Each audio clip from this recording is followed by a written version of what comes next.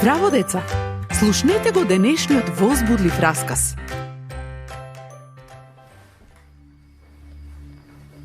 Царот Навуходоносор не можел да заспие. Загрижен се тркалал од една на друга страна. Тогаш повикал еден од слугите. О, царе, жив да си довека. Што можам да направам за тебе? Веднаш повикај ги моите советници и маѓепсници.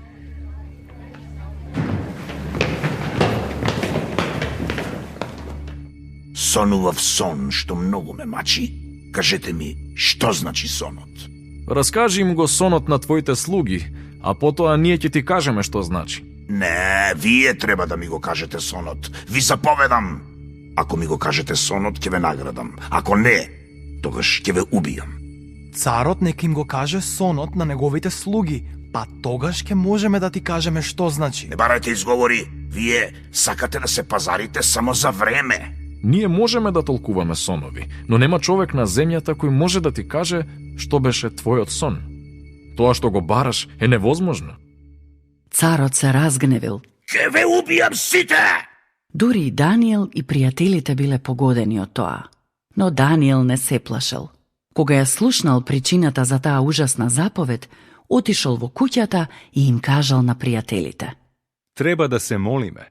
Нашиот Бог знае се. Може да ми го каже значењето на мистериозниот сон. Бог бил единствениот кој можел да помогне. И тој го направил тоа. Во текот на ноќта, Бог му го открил сонот на Даниел. Ти си прекрасен Бог, ти благодарам. Ги знаеш сите нешта.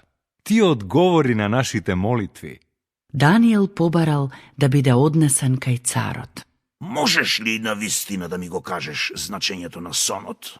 Ниту еден човек не може да го направи тоа што го бара царот. Но живиот Бог може да ги открие сите тајни. Тој ти кажува во сонот што ќе се случи во иднина. Царот сонувал голема статуа. Изгледала величествено. Главата била направена од чисто злато. Тоа го представува твоето царство. Најголемо е и најсилно од сите. Но царствата што ќе дојдат по тебе ќе бидат се помали. Конечно царството ќе биде разделено, но истовремено Бог ќе го изгради неговото царство. Божјото царство ќе остане за секогаш. Тоа е вечно. Твојот сон е вистина. Твојот Бог е цар на царовите. Царот бил импресиониран од толкувањето на сонот. Го направил Даниел многу богат и го обсипал со подароци. А што направил натаму, може да слушнете во следната драма. До следното слушање. Ако сакаш да не контактираш или ако имаш прашање, пиши ни на radio7kids@gmail.com. Чао!